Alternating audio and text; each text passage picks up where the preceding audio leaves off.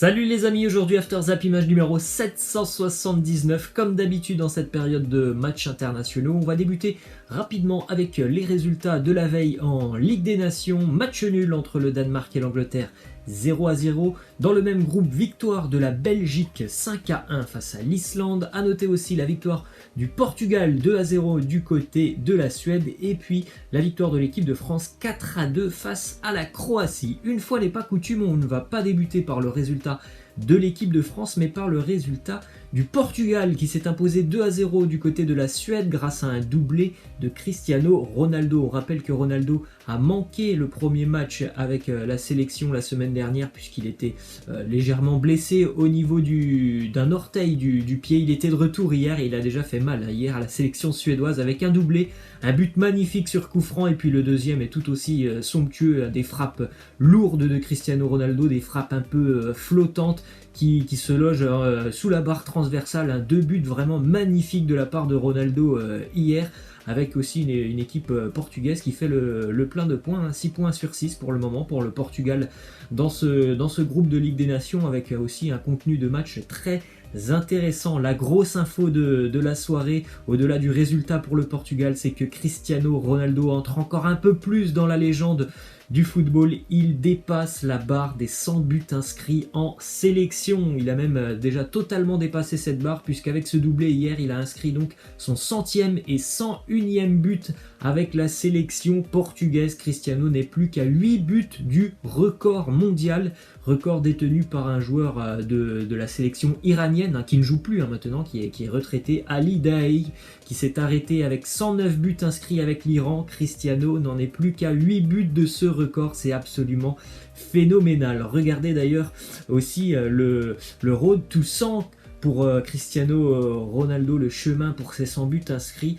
Les 50 premiers buts de Ronaldo avec la sélection portugaise ont été inscrits en l'espace de 10 ans, entre 2004 et 2014, et on le sait tous, Ronaldo se bonifie avec le temps. Les 50 derniers buts de Ronaldo avec le Portugal ont été inscrits en l'espace de 6 ans. C'est absolument fou de se dire que plus Ronaldo prend de l'âge, meilleur il devient. Ensuite, on part maintenant sur le résultat de l'équipe de France qui s'est imposée 4-2 face à la Croatie. Ça ne vous aura pas échappé. 2 ans plus tard, les Bleus s'imposent sur le même score que la finale de la Coupe du Monde, avec exactement le même score à la mi-temps et le même score en fin de match. Un 2-1 première mi-temps et puis aussi un 2-1 sur la seconde mi-temps. Les buteurs du côté de l'équipe de France avec un but pour Antoine Griezmann, ça va certainement lui faire beaucoup de bien. Le but de Anthony Martial malheureusement ne lui sera pas accordé puisqu'il est accordé au gardien contre son camp du gardien croate. But aussi pour Dayot Upamecano et penalty pour Olivier Giroud qui a remplacé Griezmann, puisque vous le savez, Griezmann sur les 3 derniers tirs au but qu'il a tiré tout simplement avec l'équipe de France, les 3 avaient été ratés. Une petite info qui concerne Hugo Lloris qui devient donc le 3e joueur le plus capé de l'histoire de l'équipe de France, à égalité avec Marcel Desailly. Hier c'était le 116e match de Lloris avec les Bleus. Il se rapproche tranquillement de Thierry Henry et puis il a aussi Lilian Thuram en ligne de mire. Certainement que dans quelques années, peut-être 2-3 ans, eh bien Hugo Lloris sera le joueur le plus capé de l'équipe de France. On espère que Lloris sera encore là avec les Bleus pendant quelques années. Petite info sur le but de Dayot Upamecano. Évidemment, c'est son premier but en équipe de France à Dayot Upamecano après sa 2e sélection, puisque c'est son premier rassemblement avec les Bleus. Donc 2e match, déjà un but pour Dayot Upamecano, un coup de tête rageur hier. Il l'a envoyé très très fort, ce ballon sur un corner. On poursuit avec une petite statistique intéressante sur l'apport d'Antoine Griezmann du côté de l'équipe de France, buteur hier et aussi passeur décisif. C'est important pour Griezmann, beaucoup de critiques depuis quelques mois autour d'Antoine Griezmann, ça lui fait du bien.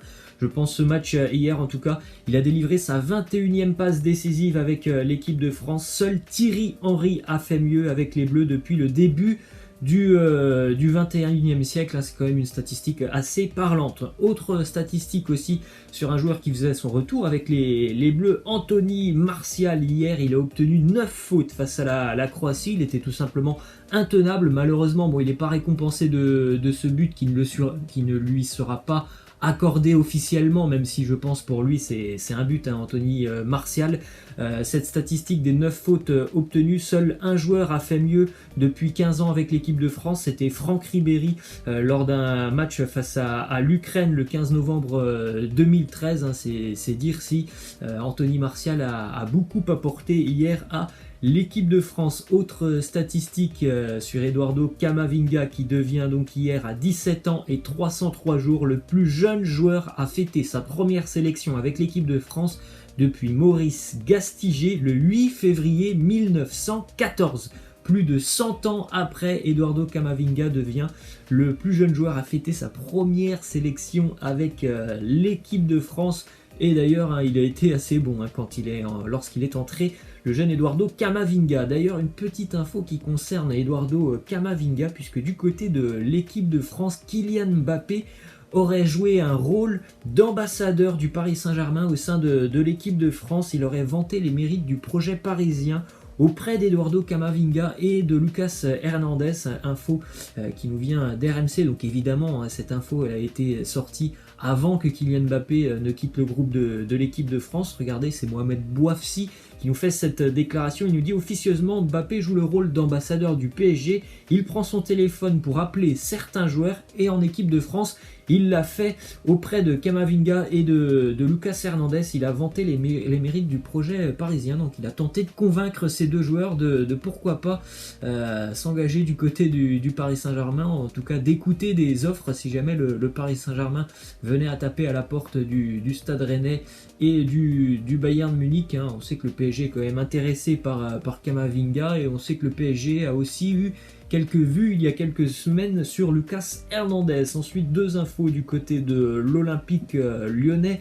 Le Stade Rennais est sur le point de formuler une première offre de 20 millions d'euros pour Jeff Reine-Adélaïde qui souhaite quitter l'OL. On sait que deux clubs allemands sont aussi intéressés, le Bayer Leverkusen et le Hertha Berlin. On sait aussi que Lyon a annoncé qu'il n'avait pas pour le moment l'ambition et l'intention de vendre Jeff Reine-Adélaïde. Autre info qui a été sortie par plusieurs journalistes italiens, l'OL se serait réellement rapproché de Lucas Paqueta, le milieu de terrain brésilien de l'AC Milan. Juninho apprécie énormément le profil du joueur. Le Milan pourrait libérer son joueur pour 23 millions d'euros. Autre info qui concerne l'OL et le Real Madrid, c'est une déclaration de Juninho qui va certainement faire beaucoup plaisir aux supporters lyonnais. Il nous dit un retour de Benzema à Lyon.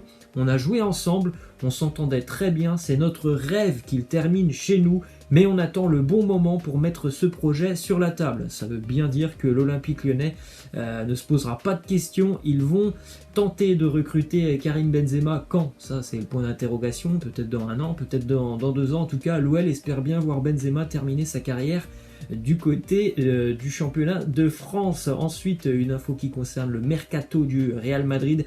À moins de 29 jours maintenant de la fin du mercato, le Real espère toujours se séparer de 4 joueurs, à savoir Reguilón, Mayoral, Gareth Bale et Mariano sont les dossiers les plus compliqués. Pour Mayoral et Reguilón, ça devrait se faire. En revanche, pour Bale et Mariano, ça sera beaucoup plus compliqué pour les Madrilènes. Une info du côté de l'Atlético, puisque Yannick Carrasco, l'international belge, s'engage définitivement avec l'Atlético. Contrat de 4 ans pour Carrasco.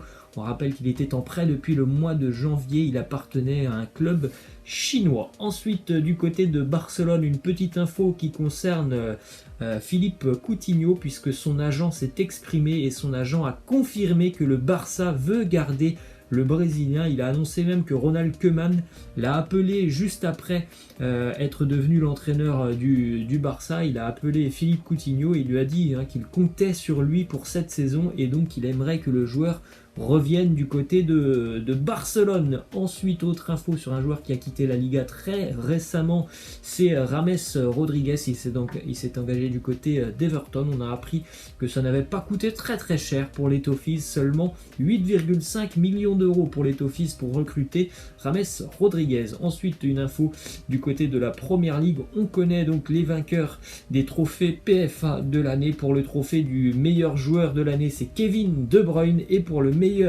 jeune joueur, c'est Trent Alexander-Arnold. Direction l'Italie maintenant avec une info qui concerne le dossier Paulo Dybala, puisque les dirigeants turinois ont débuté les négociations avec les représentants de Paulo Dybala pour une prolongation de contrat. On rappelle jusqu'alors, Dybala est lié avec la Juve jusqu'en 2022, on parle d'une prolongation de contrat jusqu'en 2025. On enchaîne avec cette info du côté de la Bundesliga. Le Bayer Leverkusen se renforce dans le secteur offensif après avoir perdu notamment Kai Havertz et Kevin Volland.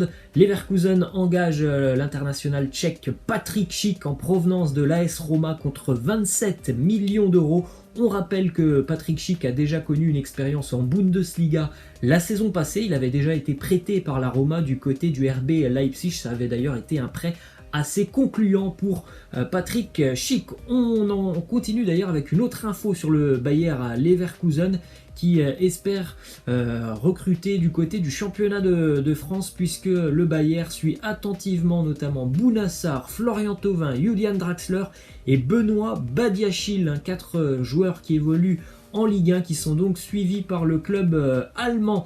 On continue avec une autre info du côté du RB Leipzig qui est tombé d'accord avec Manchester City pour le prêt d'une année supplémentaire du latéral espagnol Angelino, qui continue donc pour un an de plus avec le RB Leipzig. D'ailleurs, petite info, c'est un prêt avec une option d'achat obligatoire de 20 millions d'euros. Il faut que Angelino joue 12 matchs avec le RB sur la future saison et qu'il en joue 5 sur la deuxième partie de saison. Donc ça devrait se faire normalement. Dans un an, Angelino sera définitivement un joueur du RB Leipzig. C'est un super joueur, vraiment Angelino, un profil très intéressant. Et on va terminer avec cette petite question de fin, les amis. À votre avis, quel est le meilleur entre ces deux joueurs, Ansu Fati ou Vinicius Junior? Laissez-moi en commentaire vos réponses. Voilà les amis, c'est la fin. Je vous laisse et je vous dis à demain. Ciao.